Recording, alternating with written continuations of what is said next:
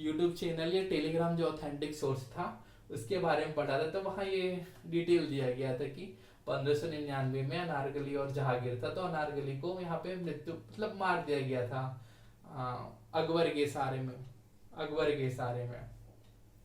अब फिर आता है छत्रपति शिवाजी महाराज। तो अभी इतिहास में अब मराठा साम्राज्य का संस्थापक था छत्रपति शिवाजी महाराज था। इतिहास में जो बहुत बड़ा करेक्टर बोले जिसने मुगलों से लोहा लिया, औरंगजेब को दांत के चने चबवा दिए, तो छत्रपति शिवाजी महाराज इसमें बहुत बड़ा नाम है। मराठा साम्राज्य था उसके संस्थापक का, साथ में मराठा साम्राज्य का जो विस्तार किया था उसमें शिवाजी राज मराठे या शिवाजी महाराज के द्वारा ही किया गया था। अब आता है सिख धर्म। गुरु नानक देव आपने नाम सुना होगा, सिख धर्म के संस्थापक जो था वो अभी मध्यकाल से संबंधित था। साथ में गुरु गोविंद सिंह इत्यादि का नाम आपने सुना ही होगा। गुरु गोविंद सिंह सिख धर्म के 10वें गुरु थे। एक सीरियल सिख धर्म से रिलेटेड बहुत सारे सीरियल आता था। आपने अमृतसर गुरुद्वारे का नाम सुना होगा। इसमें जो सिख धर्म के चौथे गुरु थे गुरु रामदेव, उनके द्वारा अमृतसर शहर बसाया गया था। और सिख धर्म के 5वें गुरु थे अर्जुन देव, उनके द्वारा जो अमृतसर में गुरुद्वारा है हरमिंदर साहब, उसकी स्थापना की गई थी। तो सिख धर्म में मुख्य रूप से 10 गुरु हुए जिनकी आग में गुरु नानक देव था। अभी प्रकाश पर्व मनाया गया, 554वां प्रकाश पर्व जो था उस सिख धर्म के संस्थापक गुरु नानक देव हो गया। और इसके जो अंतिम गुरु थे गुरु गोविंद सिंह, जिसके बाद गुरु की गद्दी समाप्त कर दी गई। ये सिख धर्म के मुख्य रूप से 10 गुरु थे। और यह मुसलमान धर्म, तो मध्यकालीन भारत से ही मुसलमान धर्म की जो उत्पत्ति हुई है, मुस्लिम धर्म है, उसकी स्थापना भी इसी समय हुई थी। अब हम आते हैं आधुनिक काल या आधुनिक भारत में।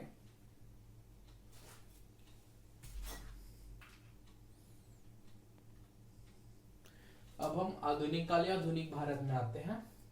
आपने झांसी की रानी, महात्मा गांधी, राजेंद्र प्रसाद, वल्लभ भाई पटेल, टीपू सुल्तान और बहुत सारे ऐसे नाम सुने होंगे जिनके बारे में क्यूरियोसिटी बनी होगी। तो इसकी हिस्ट्री मैं जानता या इनके बारे में जानता तो मेरे को लगता था, मैं भी बचपन में था महात्मा गांधी को तो बस जानने का प्रयास करता था कि वो राष्ट्रपिता थे, राष्ट्रपिता क्यों कहे जाते थे। जवाहरलाल नेहरू की याद में हम लोग 14 बाल दिवस क्यों मनाते हैं। सर्वपल्ली राधाकृष्णन कौन थे, डॉक्टर राजेंद्र प्रसाद पहले प्रधानमंत्री कैसे बन गया, मौलाना अबुल कलाम आजाद भारत के पहले शिक्षा मंत्री थे, इंदिरा गांधी कौन थी, मोतीलाल नेहरू कौन था, इत्यादि सारे क्वेश्चन हैं जो ऐसा बचपन में रहता है कि यार इसके बारे में मैं तो जानता, थोड़ा अच्छा लगता। तब थोड़ा बेसिक जानने का प्रयास करते हैं कि ये सब क्या था, या बचपन में हम ये सब जो टॉपिक पढ़ते थे उस किससे संबंधित है या इनका क्या योगदान था जो आधुनिक भारत है या भारत में उसमें। तो हम आधुनिक काल में जो पढ़ते हैं उसमें मुख्य रूप से पानीपत, उसमें जो मुख्य रूप से झांसी की रानी हो गया, 1857 की क्रांति जो हुई थी। और मुख्य रूप से आधुनिक काल 1757 में जो प्लासी का युद्ध हुआ था और जो 1764 में बक्सर का युद्ध हुआ था, उससे आधुनिक काल की प्रारंभ होता है। उस टाइम बंगाल का नवाब सिराजुद्दौला था, उसके बाद मीर कासिम बना। वहां से हम आधुनिक काल के स्टार्टिंग मान सकते हैं। इसी काल में मुख्य रूप से मुगल मतलब जो अंग्रेज थे वो मध्यकाल में आना स्टार्ट कर दिए थे भारत में एज ए व्यापारी, लेकिन उनके मुख्य रूप से शासनकाल आधुनिक काल में ही भारत में प्रारंभ हुआ। भारतीयों पर जो अत्याचार किए, भारत में अपना शासन किए, वो आधुनिक काल में उनका प्रारंभ हुआ था। उसी संदर्भ में 1857 का जो विद्रोह हुआ था जिसमें झांसी की रानी ने भाग लिया, तात्या टोपे हो गया, बिरजिस कादरी हो गया। छत्तीसगढ़ के पर्पज से देखेंगे तो वीर नारायण सिंह हो गया जो रायपुर में थे, उदयपुर या संबलपुर जो वाले एरिया थे उड़ीसा के, वहाँ सुरेंद्र शाही हो गया जो 1857 का विद्रोह हुआ था, जो अंग्रेजों का शासन हो रहा था उसको बाहर भेजने के लिए। तो उसमें जो झांसी की रानी या रानी लक्ष्मीबाई का नाम आता है वो प्रमुख रूप से थे, उसमें उसका योगदान था, जिनके पति गंगाधर राव थे। तो उस टाइम जो लॉर्ड डलहौजी था अंग्रेज गवर्नर जनरल, उसने एक डॉक्ट्रिन ऑफ इक्लिप्स अपनाया, मतलब हड़प नीति अपनाया। उसके हड़प नीति का सिद्धांत ये था कि अगर किसी भी राजा का बच्चा नहीं हुआ तो हम उसके जो राज्य था उसको हड़प लेंगे कह के। तो इसी में जो झांसी की रानी रानी लक्ष्मीबाई थे, इनका बचपन का नाम मनु था और इसके जो हस्बैंड थे वो झांसी के राजा गंगाधर राव थे। तो जो डलहौजी का हड़प नीति था, जिन्हें 1848 से 1856 तक भारत का गवर्नर जनरल था, उसने जो झांसी की रानी लक्ष्मीबाई थे उसके जो राज्य थे उसको बच्चे नहीं है उसके तहत उसको हड़पने का प्रयास किया। इसका डॉक्ट्रिन ऑफ इक्लिप्स का ये था सिद्धांत, जो डोलहौजी का हड़प नीति था, अगर किसी भी शासक का बच्चा नहीं हुआ या उसके जो बच्चे नहीं हुए तो हम उसके राज्य को हड़प लेंगे क्या था कर। तो जो झांसी की रानी ने जो बच्चा लिया था वो गोद लिया था, तो गोद को उसमें मान्यता नहीं थी कि अगर उस राजा या रानी का बच्चा नहीं हुआ तो हम उसके राज्य को हड़प लेंगे क्या। तो झांसी की रानी जो थी इसी के तहत डलहौजी ने उसके राज्य को हड़प लिया। फिर इसी के वजह से जो 1857 की क्रांति हुई थी वो हुई, 1857 की क्रांति हुई और जो लक्ष्मीबाई थे उसने उसमें अंग्रेजों के नाकों में दम कर दिया गया था। एक अंग्रेज इतिहासकार थे, उसने ये कथन बोला था कि भारत भारत के सभी मरे हुए मर्दों में मेरे को सिर्फ एक मर्द ही दिखाई दिया, एक मर्द ही मिला, वो झांसी के रानी के बारे में ही बोला था जो 1857 की क्रांति हुई थी उसमें। फिर आता है महात्मा गांधी, हम इसको बापू के नाम से जानते हैं और इतिहास इसके बारे में इतिहास जानना हमें इसलिए आवश्यक है कि महात्मा गांधी को बहुत बड़ा योगदान है इतिहास में। 1915 में महात्मा गांधी का भारत में आगमन होता है। उसके बाद इन्होंने बहुत सारे डांडी सत्याग्रह हो गया, चंपारण सत्याग्रह हो गया, अहमदाबाद मिल एसोसिएशन हो गया, असहयोग आंदोलन, भारत छोड़ो आंदोलन इत्यादि तरह के आंदोलन किए और अहिंसक तरीके से यानी बिना हिंसा किए ही अंग्रेजों को भारत से भगाने का प्रयास किए। ये सब की वजह से हमें महात्मा गांधी जाने जाते हैं या महात्मा गांधी को हम बापू कहते हैं। इन्होंने अंग्रेजों के नाक में दम कर दिया गया। एक बार विंस्टन चर्चिल जो इंग्लैंड के प्रधानमंत्री थे, वो अपने इंग्लैंड के प्रधानमंत्री थे, उन्हें इसको अर्धनग्न फकीर बोल दिया था जो गांधी जी का ड्रेस था।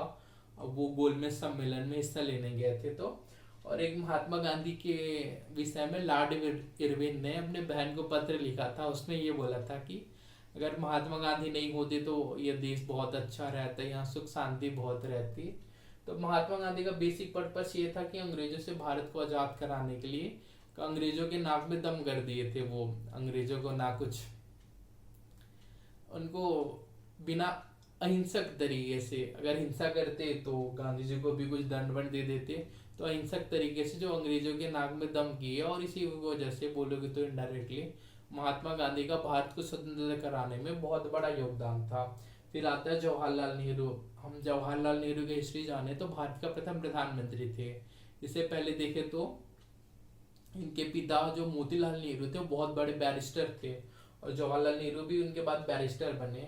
तो बैरिस्टर खानदान में पढ़े, साथ में जो मतलब आंदोलन हुए भारत स्वतंत्रता कराने में, उसमें जवाहरलाल नेहरू मोतीलाल नेहरू को बहुत बड़ा योगदान था। और फिर आता है मोहम्मद अली जिन्ना। अब भारत के दो टुकड़े कराने में या भारत और पाकिस्तान बनाने में मोहम्मद अली जिन्ना का बहुत बड़ा योगदान है, ऐसा बोला जाता है। तो हम इतिहास की दृष्टि से देखें तो मोहम्मद अली जिन्ना एक बैरिस्टर ही थे, ये भी बैरिस्टर बन के भारत में आए थे, लेकिन हर वक्त ये जो बात करते थे वो अपने मतलब मुसलमान के हित के लिए बात करते थे।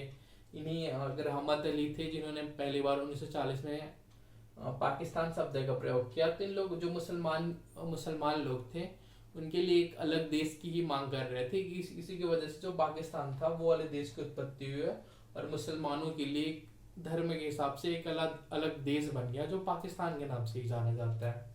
साथ में हो गया राजेंद्र प्रसाद। राजेंद्र प्रसाद देखेंगे तो भारत के प्रथम राष्ट्रपति थे। इतिहास में जाए तो चंपारण सत्याग्रह हो गया, इसमें भी बहुत सारे आंदोलन हो गए। इसमें राजेंद्र प्रसाद जो था उनका योगदान बहुत था कि अंग्रेजों से जो लोहा लेने में रहते हैं सत्याग्रह के माध्यम से गांधी जी के साथ, तो इसमें राजेंद्र प्रसाद की योगदान बहुत महत्वपूर्ण है। फिर आ गया सरदार वल्लभ भाई पटेल, इन्हें हम मुख्य रूप से लौह पुरुष के नाम से जानते हैं। जब बारदोली सत्याग्रह हुआ था तो महात्मा गांधी जी के साथ मिलकर सरदार वल्लभ भाई पटेल ने गांधी जी की बहुत मदद किया था। इसी उपलक्ष्य में वहाँ की जो बारदोली की महिलाएं थी उन्होंने जो वल्लभ भाई पटेल था उनको सरदार की उपाधि दी गई थी। एक टीपू सुल्तान बहुत बड़ा कैरेक्टर है। जब आंग्ल मैसूर युद्ध हुआ था तो टीपू सुल्तान ने अंग्रेजों को दांतों तले चने चबवा दिए थे। ये झांसी की रानी से भी पहले, अगर हम आधुनिक काल के इतिहास जाने, उस समय के हैं। साथ में इसमें एक बहुत बड़ा कैरेक्टर था जो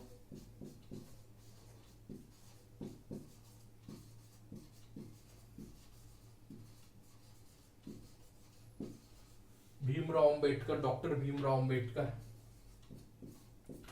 भारत के संविधान के निर्माता। तो भीमराव अंबेडकर के इतिहास पढ़ने जाए तो भीमराव अंबेडकर जो थे अच्छे घर में ही, मतलब संपन्न घर में पैदा हुए थे, लेकिन वो महार जाति या दलित जाति के थे।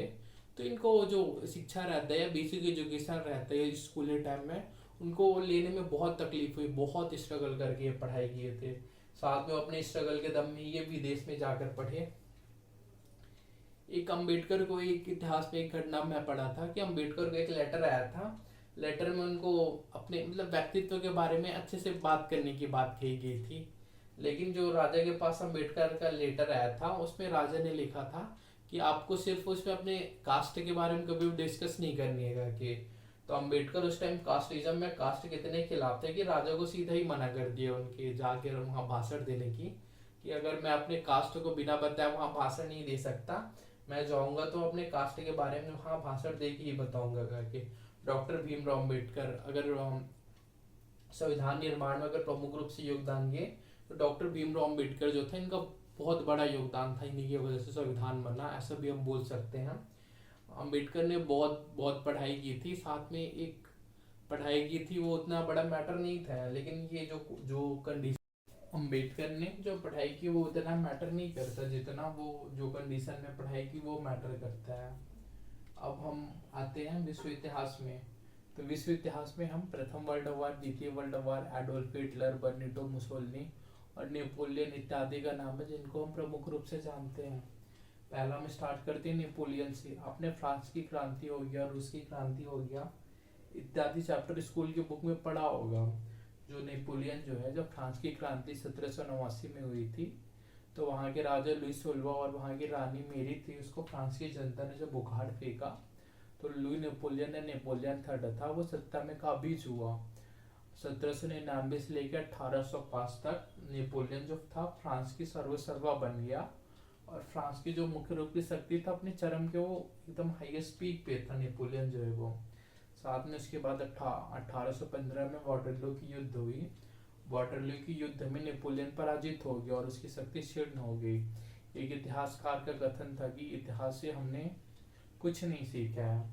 आगे जाके नेपोलियन के पराजय का मुख्य कारण था कि उसने रूस में चढ़ाई कर दी थी, और जिस समय चढ़ाई की थी उस समय रूस में बहुत ठंड था।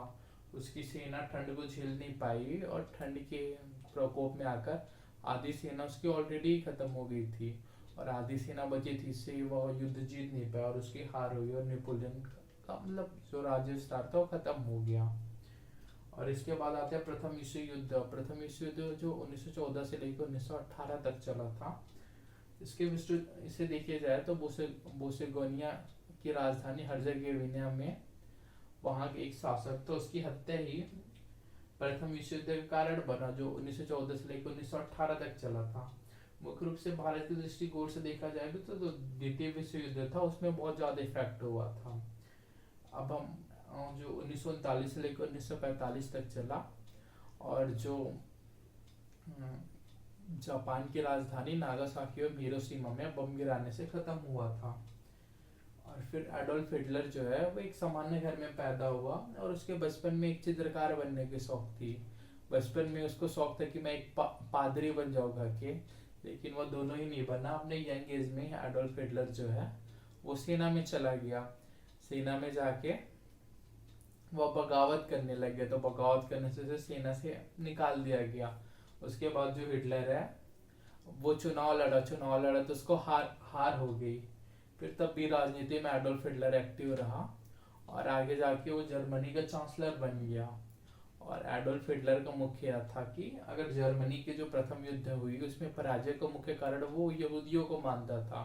तो यहूदियों के लिए एडोल्फ हिटलर ऐसा करने लगा कि बंकर बनाने लगा, उसमें वहाँ की यहूदी जो है उनको भूले भटके या कुछ इधर उधर से भुला कर लेके जाता था और बंकर में ले जाके उसको पूरा भस्म कर दिया जाता था और उसके सिर्फ हड्डी ही बचते थे उसमें। इतना क्रूर था एडोल्फ हिटलर। साथ में इसी के टाइम जो भारत के दृष्टिकोण से थे, सुभाष चंद्र बोस ने एडोल्फ हिटलर से मुलाकात की थी। साथ में जो मेजर ध्यानचंद थे, हॉकी के जादूगर, उन्होंने भी एडोल्फ हिटलर के जब जर्मनी में ओलंपिक हो रहा था उससे मुझसे मुलाकात की थी। अब हम बर्निटो मुसोलिनी की बात करते हैं। बट बर्निटो मुसोलिनी जो है वो जैसे एडोल्फ हिटलर जर्मनी का तानाशाह था, वैसे बर्निटो मुसोलिनी इटली का तानाशाह था।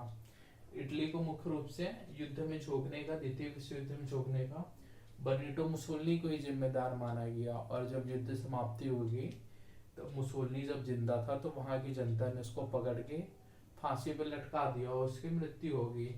एडोल्फ हिटलर की मृत्यु मुख्य रूप से रूस की सेना जब जर्मनी को जीत ले रही थी तब एडोल्फ हिटलर के पास आई। तो एडोल्फ हिटलर अपने मृत्यु को जानकर खुद अपनी वाइफ से 1 घंटे पहले शादी की, उसके बाद दोनों को सुसाइड कर लिए। उनका ये था, एडोल्फ हिटलर का मानना ये था, अगर मैं इन लोग के रूस की सेना के हाथों में आ गया तो जो मेरी मृत्यु है बहुत दर्दनाक मृत्यु हो जाएगी करके। जिस प्रकार उसके दोस्त जो थे बर्निटो मुसोलिनी की और इटली की जनता ने की थी करके। ये था अपना वर्ल्ड हिस्ट्री के एकदम ब्रीफ में डिस्कशन कि क्या क्या है और इसमें जो पॉपुलर नेम था वो किस प्रकार था करके। Thank you for watching.